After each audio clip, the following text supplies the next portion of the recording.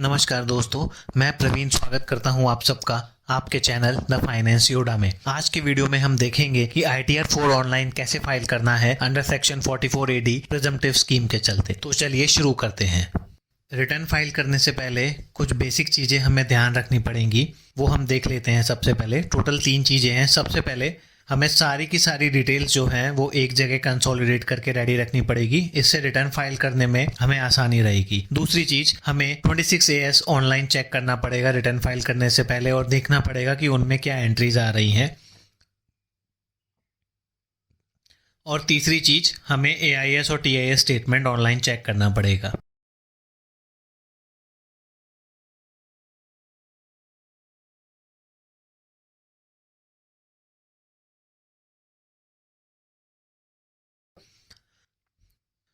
तो सबसे पहले डिटेल्स पे नज़र मार लेते हैं। फाइनेंशियल ईयर जो है 22-23, असेसमेंट ईयर जो है 23-24, बिजनेस गारमेंट शॉप का है। फॉर्म जो हम यूज़ करेंगे ITR 4।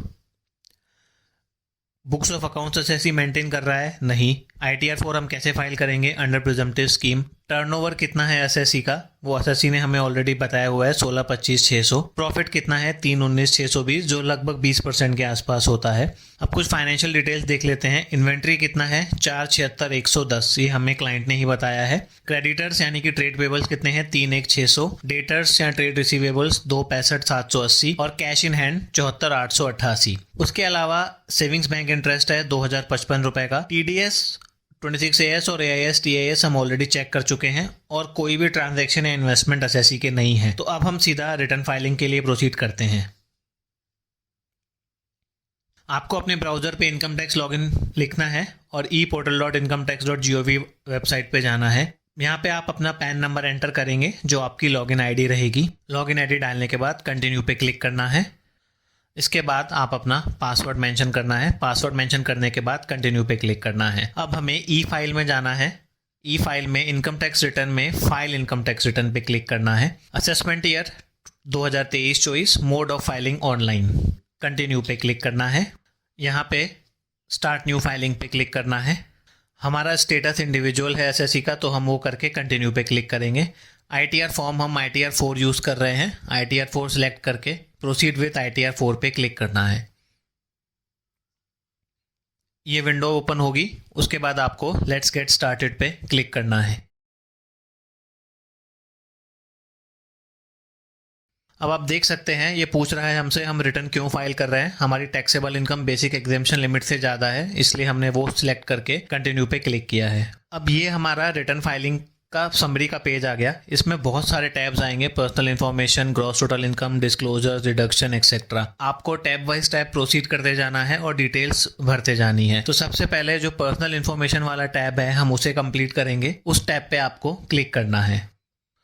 अब आप देख सकते हैं सबसे पहला सेक्शन है प्रोफाइल का। इसमें हमारा नाम, PAN number, date of birth, Aadhaar number वो होगा, वो ऑलरेडी मेंशन्ड है। सेकंड टैब इसमें होगा आपका कॉन्टैक्ट डिटेल्स, वो भी ऑलरेडी हमारा प्रीफिल्ड ही आया है। ये आपको एक बार चेक कर लेना है। अगर कुछ डिटेल्स आपको अपडेट करनी है तो आप एडिट करके अपडेट कर सकते हैं। हमारे केस में ये डिटेल्स ऑलरेडी करेक्ट है, तो अब हम स्क्रॉल करके नीचे जाएंगे। नेचर ऑफ एम्प्लॉयमेंट जो भी आपको एप्लीकेबल हो, हमारे केस में अदर्स है। आप रिटर्न कौन से सेक्शन में फाइल कर रहे हैं। रिजीम की बात करें तो ये हमसे पूछ रहा है कि हमने पिछले सालों में न्यू रिजीम हमने ऑप्ट किया है, तो इस केस में एसएससी ने ऑप्ट नहीं किया था तो हमने नो पे क्लिक किया। करंट असेसमेंट ईयर के लिए भी वो पूछ रहा है, तो हम करंट असेसमेंट ईयर के लिए भी हम नहीं ऑप्ट कर रहे हैं। क्या ये रिटर्न आपका रिप्रेजेंटेटिव एसएससी फाइल कर रहा है? तो हमारे केस में नो है, तो हमने नो पे क्लिक किया है। बैंक डिटेल्स ऑलरेडी यहाँ पे है, हमें खाली वो रिफंड के लिए वैलिडेट करनी है। इन केस अगर आपकी बैंक डिटेल्स यहाँ पे नहीं है तो आप यहाँ पे ऐड करके भी प्रोसीड कर सकते हैं। डिटेल्स मेंशन करने के बाद आपको कंफर्म पे क्लिक करना है। अब आप देख सकते हैं कि हमारा पर्सनल इन्फॉर्मेशन टैब कंफर्म्ड हो गया है, यानी कि यहाँ पे हमने सारी की सारी डिटेल्स भर दी हैं। अब हमें ग्रॉस टोटल इनकम टैब में डिटेल्स भरनी पड़ेगी। तो चलिए GTI वाले टैब पे क्लिक करते हैं। तो सबसे पहले सैलरी की डिटेल्स आ रहे हैं। हमारे केस में सैलरी की कोई भी इनकम नहीं है, तो ये सारे जो क्वेश्चंस है वो हमारे लिए नो ही होंगे, तो हमने सब पे नो करके कंटिन्यू पे क्लिक किया है। इनकम फ्रॉम हाउस प्रॉपर्टी भी हमारी है नहीं, हमारी income from business and profession है। तो अब हम यहाँ पे ऐड डिटेल्स पे क्लिक करेंगे। इस वाले टैब में आपको अपने बिजनेस का नाम, बिजनेस का कोड और बिजनेस का जो भी डिस्क्रिप्शन है वो डालना है। हमने ये डिटेल डाल दी है। बिजनेस का जो भी नाम था, जो भी बिजनेस कोड हमारे लिए एप्लीकेबल था और डिस्क्रिप्शन में गारमेंट शॉप था, तो वो हम ऑलरेडी डाल चुके हैं। आपको भी इसी तरह से डिटेल्स फिल करनी है। डिटेल्स आप एक बार फिल कर लें तो आपको ऐड पे क्लिक कर देना है। अब आप देख सकते हैं यहाँ पे आपका नाम और कोड रिफ्लेक्ट हो रहा है, जो भी आपने डिटेल्स डाली है। अब हमें ग्रॉस टर्नओवर और इनकम की डिटेल्स डालनी है। तो यहाँ पे आपके पास दो ऑप्शन है। अगर आपका अकाउंट पे ही चेक से है तो आप इस कॉलम में डिटेल डालेंगे जो हाईलाइट हुआ हुआ है ब्लू कलर में। लेकिन अगर आपका एनी अदर मोड है यानी कि कैश रिसीट्स है तो आपको कॉलम 1 के बी में डालना है जो अभी हाईलाइट हुआ है। इन टर्नओवर के बेसिस पे आपकी नीचे इनकम कैलकुलेट होगी। अगर अकाउंट पे ही चेक या ऑनलाइन रिसीट्स हैं आपकी तो आपको 2 के ए में मिनिमम 6% इनकम डिक्लेयर करनी पड़ेगी या actual whichever is higher. लेकिन अगर आप थ्रू एनी अदर मोड यानी कि कैश में अपने टर्नओवर की डिटेल्स डालते हैं तो आपको मिनिमम 8% डिक्लेयर करना पड़ेगा या actual whichever is higher. हमारे केस में हमने शुरू में देखा था कि एसएससी ने मिनिमम 20% इनकम ऑलरेडी दिखा दी है 3 लाख के आसपास, तो वो ऑलरेडी 8% से ज़्यादा है। तो हमारे जो भी टर्नओवर की डिटेल्स हैं यहाँ पे हम वो column 1 B through any other mode में मेंशन कर देंगे। अब आप देख सकते हैं इसी के बेसिस पे हम जो एसएससी ने हमें प्रॉफिट बताया था 319,620, तो ये ऑलरेडी 8% से ज़्यादा है, तो कोई प्रॉब्लम नहीं है। ये डिटेल्स डालने के बाद हम ऐड पे क्लिक करेंगे।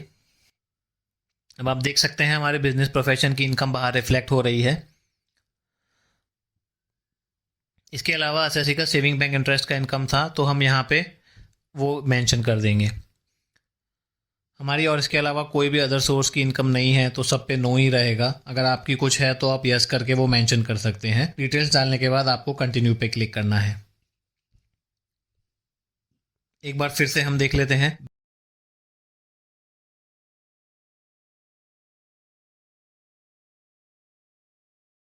बिजनेस एंड प्रोफेशन की इनकम आ गई है, अदर सोर्स की इनकम भी आ गई है, सब कुछ ठीक है। हम कंफर्म पे क्लिक कर सकते हैं। अब आप देख सकते हैं हमारी पर्सनल इन्फॉर्मेशन भी ग्रीन हो चुकी है और ग्रॉस टोटल इनकम का कॉलम भी ग्रीन हो चुका है। तो ये दोनों डिटेल ओके है। अब हमें डिस्क्लोजर्स और एग्जेम्प्ट इनकम वाले टैब में डिटेल्स भरनी पड़ेगी, तो हम यहाँ पे क्लिक करते हैं। सबसे पहले जो फाइनेंशियल पर्टिकुलर्स है बिजनेस के, जो हमने पहले देखे थे, स्टॉक, डेटर्स, क्रेडिटर्स और कैश, वो हमें यहाँ पे डालना पड़ेगा। बाकी कोई भी अगर आपके पास डिटेल्स हैं तो आप डाल सकते हैं, बट ये 4 मैंडेटरी डिटेल्स हमें डालनी पड़ती है। तो जो भी क्लाइंट ने हमें डिटेल्स दी है वो हम यहाँ पे इनपुट कर रहे हैं। सबसे पहले हम क्रेडिटर्स डाल देंगे, उसके बाद इन्वेंट्रीज,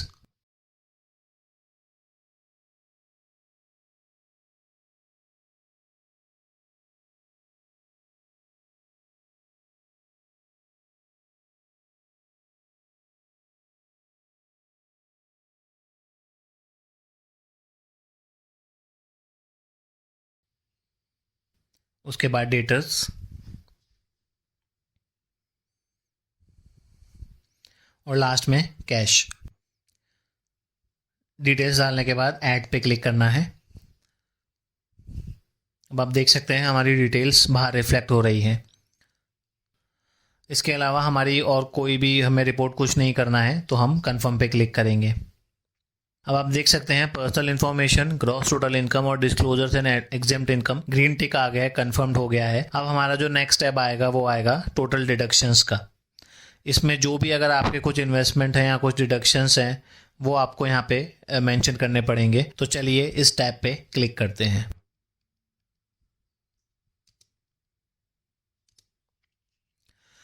हमारे केस में इन सेक्शंस में कोई भी डिडक्शन एप्लीकेबल नहीं है तो हम नो कर देंगे। एटीई भी नहीं है, एटीटीटी हमारा है तो उसे यस करना है। इसके अलावा हमें कोई भी डिडक्शंस अभी नहीं लेना है। हम कंटिन्यू पे क्लिक करेंगे।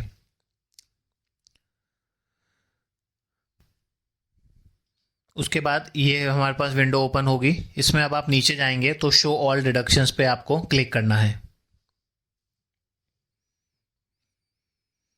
अब आप देख सकते हैं यहाँ पे हमें 80 टीटीए का डिटेल्स डालना रहेगा। तो ये डाल के आप यहाँ पे क्लिक करके आपको ऐड पे क्लिक करना है। यहाँ पे आपको अमाउंट मेंशन कर देना है और आप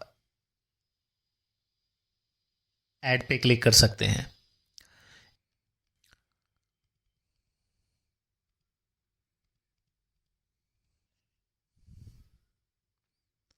अब आप देख सकते हैं हमारा personal information tab, gross total income, disclosures and exempt income और टोटल डिडक्शंस ओके हो गया है।